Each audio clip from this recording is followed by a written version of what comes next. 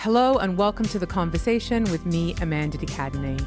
This series of The Conversation is brought to you by VS Voices, another fantastic podcast I host, which highlights trailblazing women from around the world to celebrate the multifaceted nature of the female experience.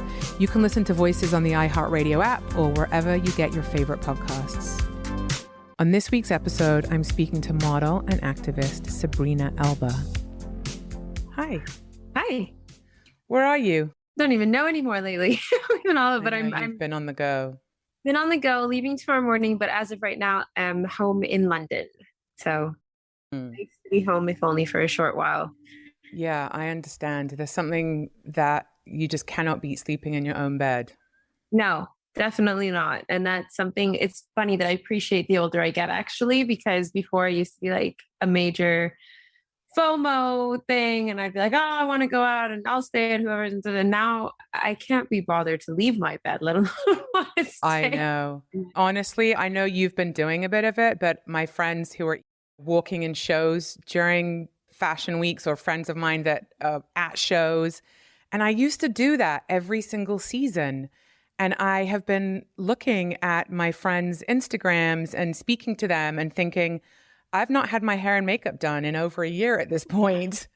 You know what I mean? I'm so grateful that I can stay at home and that I don't feel like I have to be there anymore. It's nice to show up and support your friends and do things that are important, obviously, or picking things that you just really want to be a part of. But just that kind of cycle of constantly being out and just not having enough time just to kind of regroup and center, I wouldn't have the energy today. No, I totally get it. I think also for me, it's like I have 20 new pairs of sweatpants, and the idea of putting on anything that constricts me in any way is such a chore now. And I'm like, how did I wear heels? I don't remember breaking my hair. My clothes shrunk, I think, or I grew. Like, what is just happening? But I totally get it. Very relatable to a lot of people, I'm sure. Yeah, and I don't know if this is happening to you, but I'm really comfortable talking to anybody. I can talk to someone on the bus. I can talk to someone I'm interviewing them. I like people. I'm really curious about people. And I've never been stuck for words. And I find myself now when I do go out and it's a group of more than 4 or 5 people, I find myself thinking, what do I say? Like really awkward. That's so funny. I wonder if it has something to do with lack of just practice and getting out there and speaking to people, but also just finding different outlets. Like social media has become a much bigger part of my life in terms of using my battery percentage on my phone, embarrassingly. But I am finding myself sort of emotionally spent by the time I leave my door. So if anyone wants to talk, I feel talked out. That's a really good point. Like maybe we're putting our insights and our energy and our conversation, if you will, maybe we're actually putting it into a post or whatever it is. And also having to, I don't know if you feel this, but certainly having to document things that if you don't keep up with it, then you slip down in algorithms and like weird things like that, or you get shadow banned and it just feels like the amount of time and energy you have to put into constructing what you put on social, because it has to have the right tone and the right language and the right everything. And no one can afford to make a mistake with that. So it does take a lot of brain power. Definitely. I think people don't realize how much of themselves they put into a post.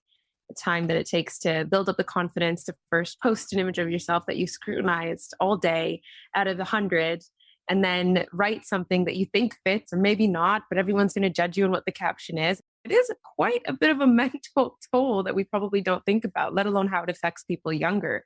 No, you're totally right. I've really been thinking about that a lot, actually, because for a while it was the only way we could communicate with each other in lockdown was to see what our friends were doing in their homes or their COVID bubbles. Were you in London for lockdown?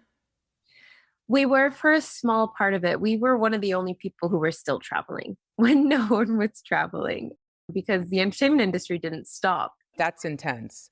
Actually, part of the reason that me and my husband started this sort of coupledom lifestyle thing that we're doing through Stable Labs, which is a brand that we started through lockdown, was to connect people, because we realized in isolation how important it is to really take care of and nurture the relationships that you have in your life. Like I found myself worrying about my family a lot more and missing friends, but realizing also maybe which friends I'm closer to and because Mm, speaking to that more frequently. Yeah. that I mean, happened to me too, where I totally. also realized that some people who I thought would be on my speed dial forever, actually, I hadn't spoken to them in months and I didn't really miss them. Or Yeah. I actually felt better that I hadn't spoken to them. But did it make you think the relationships around me are actually so important? Not only do they affect my mental state, as you've just pointed out, they also affect time spent and your productivity, how you live your life, how you get to your dreams. So much of our lives is about the people that we interact with, Yes, particularly those we interact with on a daily basis, that those relationships need to be talked about. So, they do. Absolutely. So, how long have you been married? oh, it's been almost 3 years in a couple months. Yeah, I can't believe it. It's great. It's amazing. And where did you grow up? Grew up on the west coast of Canada in a city called Vancouver. Oh yeah, Don't I know if you know know. it. Yeah, It's just yeah, I above you, do. really. I do. And I can hear something in your accent. It was super interesting because there's not a lot about your early life, which I'm always so interested in, what shapes somebody. And so I was super curious. So you grew up in Vancouver. Do you have siblings? I do. I have two brothers, two sisters who I'm so close with and miss dearly every day, but going to see them tomorrow. So it's great. And are your parents still together? My dad passed away when I was 12, but Sorry. my mom's kind of always been this strong, independent woman. She remarried and then got a divorce. And then she's single now and ready to mingle. And I'm enjoying this side of her. So, Would you say that your mom was a role model for you? oh, absolutely. Be role model. It's funny. I was having this conversation with a friend the other day about doting parents or parents who are always there. But my mom was a single mom raising 5 children at the point that she had us all. And fair enough, had to work. So we were in nursery or daycare or babysitting each other. So we couldn't see her as much. But I am so close to my mom. And the conversation I was having with my friend is whether children who have doting parents are closer to their parents, can they still appreciate their parents and build successful friendships with them if they're not around all the time? Yeah. And What was the outcome of that? What did you discover? I actually think that being too doting can sometimes push away. You Mm-hmm. want independence. And I think if you start earning for that independence at an early age, it carries on further into your life that you become very, I can do my own thing. But I don't know. I think people are all different and circumstance and nature versus nurture, whatever the arguments are. So we I mean, kind I of do left agree it. with you. You think so? I Yeah. do. I do. I was a mom when I was 19 Yeah. and then I had twins 14 years later. And Get out. yes, I That's a mean, journey. That's an education. it really is. I've been a mom since I was a teenager. And I have to say that I do think that there is such a thing as overparenting. They call it like Mm, helicopter parenting, but mm. it is, I think they get really entitled and I think they expect you to do things. They don't have gratitude and appreciation for the fact that it's still time out your day. I've definitely had this discussion with my kids. If they want more money, they have to earn it. They have to do stuff to earn it. I think there's a fine line and it's hard to find what that line is. But Totally. do you want kids? Absolutely. I love children. I am obsessed with them. I don't think I'm ready for kids, though. My life has changed so much in the past 5 years. I feel like I'm flying through the sky and I don't know where I'm going to land yet. Hmm. Like my friends look at me, they're like, but you're married. And I'm like, no, but that has nothing to do with it. Like I said, my mom on the other side is like, you're never going to be ready. It's you can't plan it. Yeah. And I think that shows a lot of care for yourself that Mm, okay, my life is moving really fast. A lot has changed. And I want to be more present and grounded once I get pregnant and have kids. I think that shows phenomenal foresight. I would listen to that as someone who, yes, your mom is right that you're never like 100%, but yeah. also maybe you're in a cycle of doing a lot of work, planting a lot of seeds and growing a lot of stuff that doesn't include children today, might do in a couple of years. Yeah, a couple of years feels right. And, for whatever anyone says that it's possible for women to have baller careers, baller relationships, and have Yes. kids, something suffers. And that is absolutely the truth because for parents who are parenting together, someone has to make a sacrifice at some point. Yes. And we had a really great conversation with Tom Daly, the Olympic swimmer, and his partner. about some of the sacrifices they have to make. One is a critically acclaimed award-winning writer, producer as well. And the other is an Olympic swimmer. So you've got two super demanding, self-isolating type of careers. And I found it so interesting when we sat down with them that they made a conscious decision at the beginning. It's like, okay, look, I'll take this time and it'll come back to me. There'll be a point where I'll take my time. But the fact that they were making that conscious decision made something click in my mind. Okay, no matter what, there's a sacrifice somewhere between someone of something that you wanted to do at that moment in time. So when I know I'm ready for that sacrifice is I think when I know I'm ready to have kids. That's so true. I mean, my husband is in a touring band in the Strokes, and they are touring and making albums. And I have a full-on career too. And we're together for 20 years. We try to schedule things so that when he's on tour, there's always a parent at home. And when I'm shooting a series or whatever it is I'm doing, that he's at home with the kids. But you can't always do that. And so the times when both of us are working, it is hectic to try to take care of kids. And you know that your kids are suffering because they don't have a parent there. That's just the truth. When you had twins, I mean, that must have been like amplified times two. Is that right? So intense. 2 is like 4. I always say to people, 1, you can take on the road with you, you can travel, you can go wherever you want, you just bring 1. But when you've got 2, it's like 4 because they're 2 different people who have 2 different needs, who are running in 2 different directions, who eat at different times, sleep at different times. It's like having your own kindergarten. That's how it was for me. Hilarious. So intense. Don't have twins. Oh my God. No, it was intense. So Idris, was he married previously or is this his first marriage? This is his second marriage. He's been married before, which actually is kind of nice in a way because I don't know. He got the bumps out in that one. Yeah.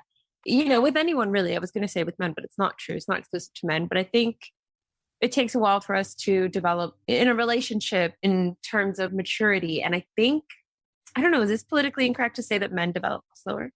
I think they do. And given that I have twins who are male and female gender, I can see the developmental stages are happening at different times. You see it emotionally with them? Oh, yeah, for sure. My girl grew up emotionally a lot faster than my boy. But now my boy, his EQ is really high, but he was a few years behind her. See, like I always feel bad saying that because I think that there are men that I've come across in my life who seem so much more emotionally mature than I would have attached to them at that point in their life. People asked me quite a bit when we started dating, like, oh, he's so much older than you. And what's the age gap? 15 years. He's 72, I'm 88. Like, wait, what is that? Quick math. Yeah, I'm really bad at math. I think he's 15. You know, Idris and I grew up in the same neighborhood, so I know him from London many years ago.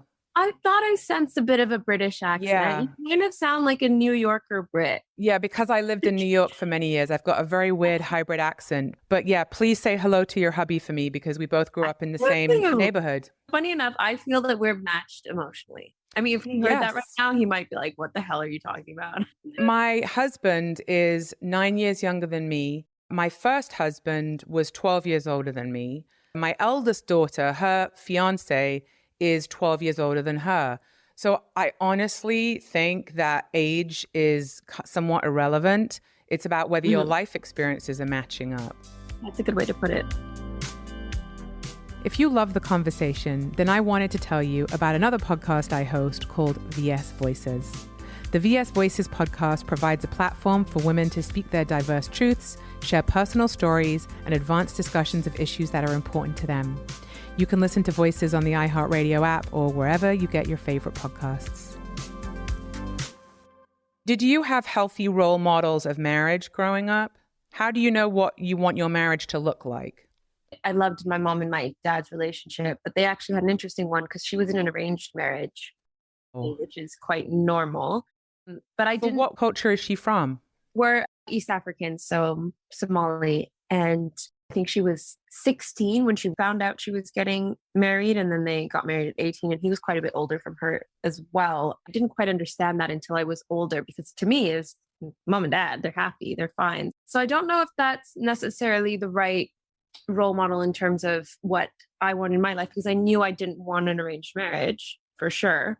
not because I saw anything wrong with my mom and dad's. I just wanted to have a crush on a boy that I like, that I choose, and was lucky enough to be living in Canada with my mom, who is a little bit more culturally Liberal. yeah, liberal. That's a good way to put it. But I also have a lot of influences from like TV, like the Cosby Show. That was such an influence on me as a kid because it was a Black family that was portrayed in a way that was normal, and they were Relatable. relatable and still suffering through a lot of things that people of color suffer through, but were successful. And I thought their marriage was beautiful and funny, the way that they're always making each other laugh. And Mhm.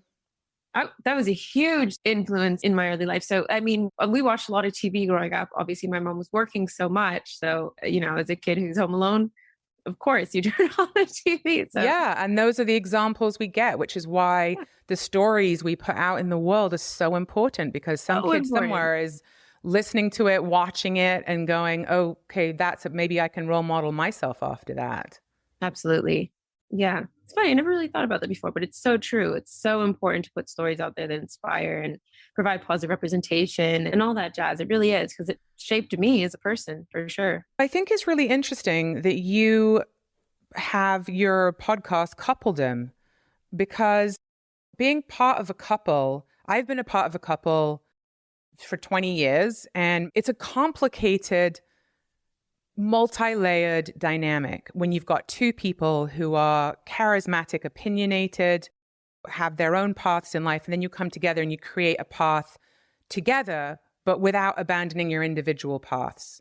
And so I think it's really interesting. I want to talk a little bit about why you and Idris decided to launch a podcast about coupledom, because it is such a complicated conversation to have. And I love that you're doing it. And I'm hoping that people are honest when they come on, because we could all really benefit from honest discussion about relationships. What was your impetus for doing that? Because you could have done something by yourself. So why did you decide to do something together?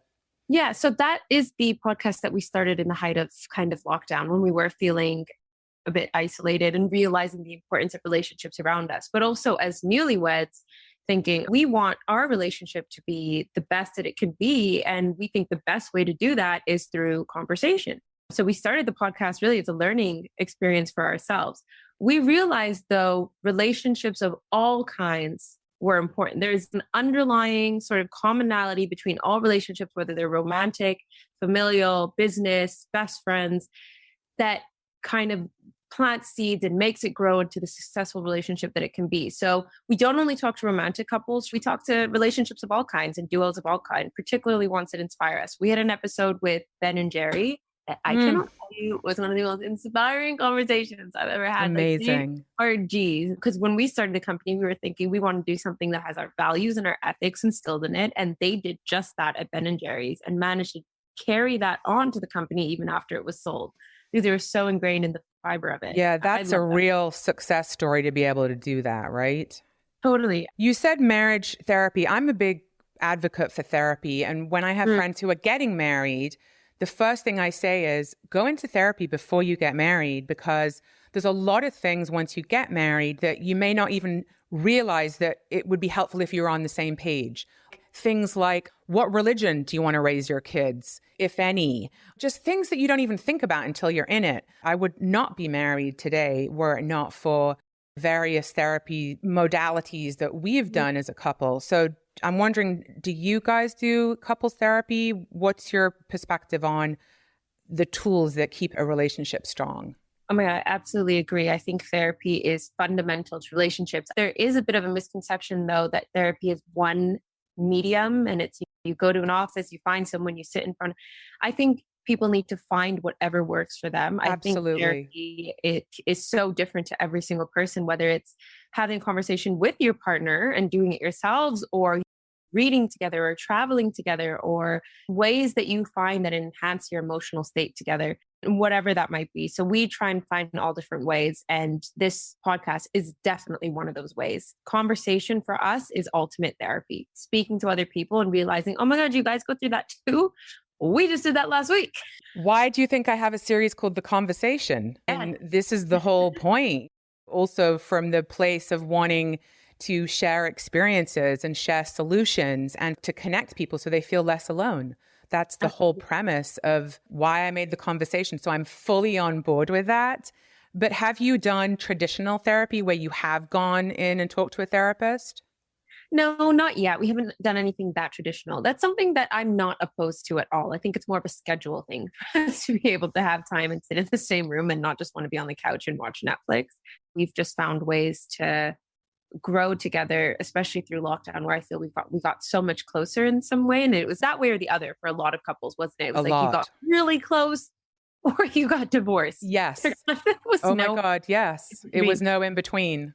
we may do with just taking the time. And I think is what we needed from the beginning, because Idris has worked nonstop from the start of our relationship. And it's one of the things that I admire about him, but it's also great when he gets the time to be able to sit at home and we get to grow with each other. So we had a bit of that at the beginning of lockdown. And what are some of the things that you do that help you feel connected?